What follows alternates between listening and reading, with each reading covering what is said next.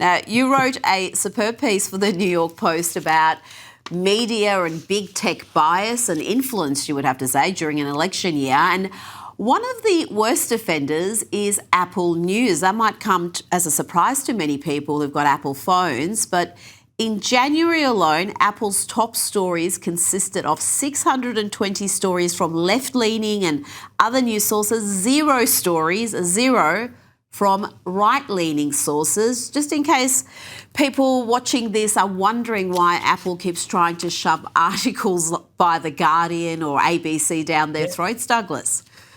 Absolutely. I mean, I've noticed this for some time. I'm sure a lot of people watching have, that the stories pushed to you by your phone all seem to, come from sources that, I mean, I have to read everything because it's kind of my job, but they tend to come from sources I really don't particularly want to read as a priority. Like, I mean, why do I keep being pushed things from the Huffington Post all the time?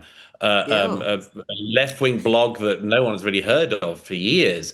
Why did I keep on being pushed to The Guardian? The reason is, as I explained in that piece, that the algorithm on Apple is basically one of those typical things of a political slant from big tech that they're hoping to get away with. Their particular trick on this one is, as far as I can work out, is that they're claiming that it's justified because of a ranking system of reliability. And what would you guess, Rita? They think that all of the most left-wing publications and platforms are super duper reliable, whereas of course anything that's deemed right wing or conservative is of course downgraded as completely unreliable. So it's just like in that era before Elon Musk bought Twitter, when we were all trying to work out why were there so many things that seem to be going on in the background, so many levers being lent on, so many silence and mute buttons happen. I'm afraid the same thing's still happening with other platforms, and Apple really should take a look at this and address it, because as far as I can see, ahead of an election like the midterms in the US, an enormous amount of election interference can occur by platforms like Apple, big tech companies like Apple, deciding that they know best what the voters should absorb in their morning news feeds. And I think that's really, it's crooked, it's unfair, it's unbalanced. And if the big tech companies can't take a look at this, as I suggest, I think the US Congress should. Oh, absolutely. It's such a powerful medium. How many of us have Apple phones in our hands most of our waking hours, and so many now get their news from their phones, from online sources.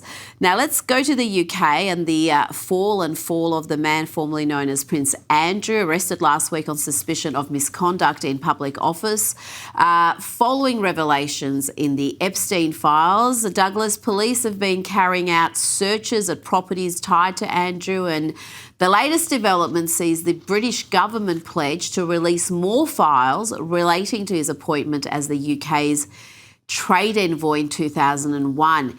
Is this a crisis for Andrew alone, or is this really extend to the rest of the royal family and their public standing and trust in the institution? Because that has fallen dramatically since the Queen's death. Yeah, I think that the royal family's done a pretty solid job so far of making sure that they contain the Andrew situation.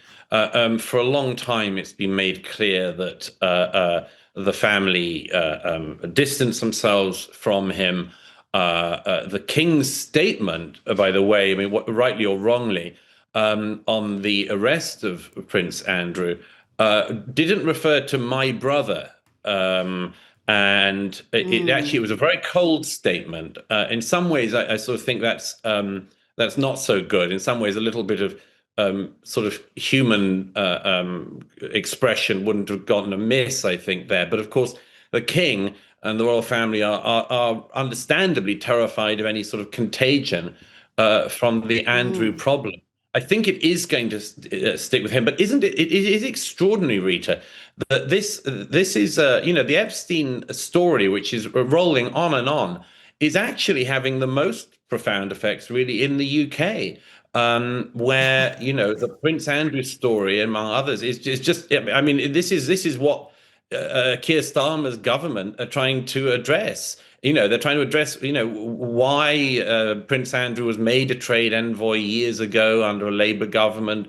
What were the processes and so on? I mean, Keir Starmer, who doesn't have much luck, is now, just as he's trying to roll out some initiative, if you can call it that, of his own, is ending up having to talk endlessly about a disgraced royal.